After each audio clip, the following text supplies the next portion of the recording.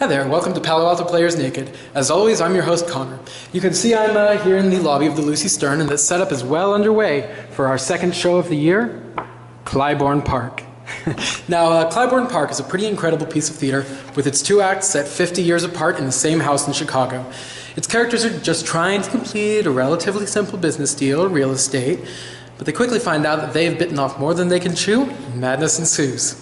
There's a good reason it won the Tony Award for Best Play in 2012. But let's not listen to me talk about it. Let's go find out what some of the folks involved in the show think. Let's go.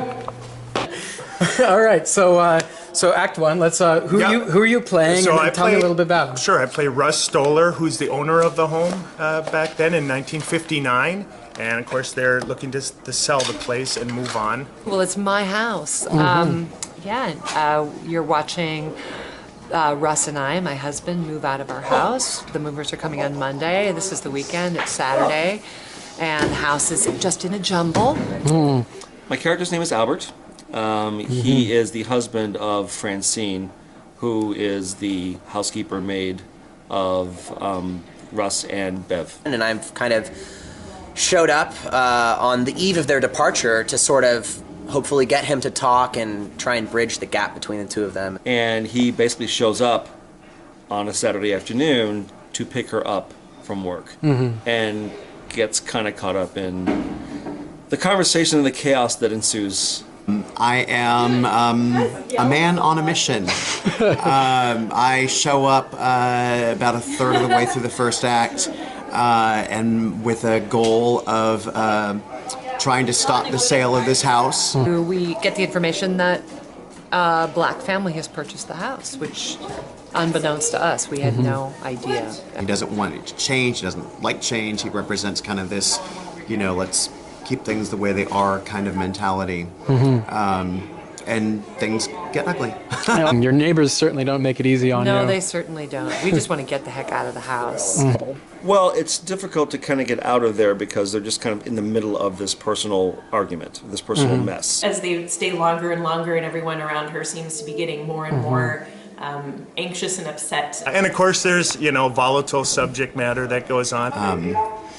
The gloves come off and the guard comes down and we all just kind of go at it. But he enjoys his ice cream. He enjoys If I can eat on stage and have ice cream on stage, that's a bonus. So then we jump forward a few years. Jump 2009. Forward 50 years, yeah. Yes. 50-year jump, and I am now Steve, and my wife and I have bought the house, the same house that we see in Act One. The neighborhood has become completely African American, and so this is kind of the beginning of what will probably become a gentrification process.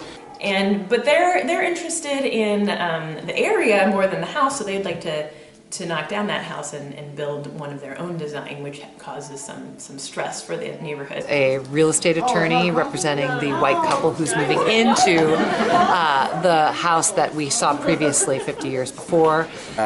Tom is a property lawyer who has helped out the Owners Association of that same neighborhood, the CLYBOURNE Park District, to petition the city to prevent this new family from rebuilding a house and making it much taller than all of the other older houses. He's dealt with everybody, every race forever, but he still and Lena still live in the old neighborhood. It's where they grew up, it's where they've lived, they've seen the change in different directions. So there's a petition, there's this big contentious meeting to try and get us to change our minds.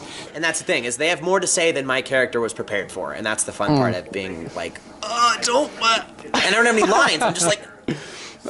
And so I think his point of view is less attack mode than his spouse, but it's let's see what these people are talking about. That conflict of strangers, people who are trying to be on their best behavior but get to the point where they just can't do it anymore. It's quite the script that Bruce wrote. It's a great script to work with. It's very well written, it's brilliant. There are so many parallels between Act 1 and Act 2 with similar lines that are spoken by different people. His dialogue has been, and a lot of, like I was saying earlier, a lot of the stuff that happened in '59, things still keep coming around, and have we changed in 50 years?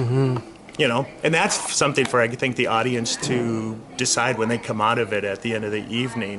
That's sort of the question, isn't it? Yes. Have things changed, you know, or maybe the words we use to ask the questions have changed, but the questions are the same. Maybe even it's, you know, a lot what we're seeing in today in like neighborhoods like the Mission and other places in San Francisco, where they don't want to drive the prices up and then price people out of the neighborhood. This is where it's been interesting because I live in the Mission and there's so much discussion about gentrification and so many different views and feelings and issues around it, that it's really interesting that all of those things come up in the context of the second act. Well, you know, we're so excited to see the play, excited to see you on stage with us I hope again. everyone makes it out for the 3 weeks here. We'd love to see you. So Yeah, it's going to be so much fun.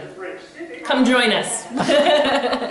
All right, so there you have it. Straight from some of our actors in CLYBOURNE Park. Unfortunately, it looks like we can't bother them anymore since they've started their run-through. Hear that? All right, CLYBOURNE Park runs November 7th through November 22nd. Make sure to get your tickets today, either by calling into our box office or going online. Thanks so much for tuning in to Palo Alto Players Naked, and we'll see you at the Lucy Stern.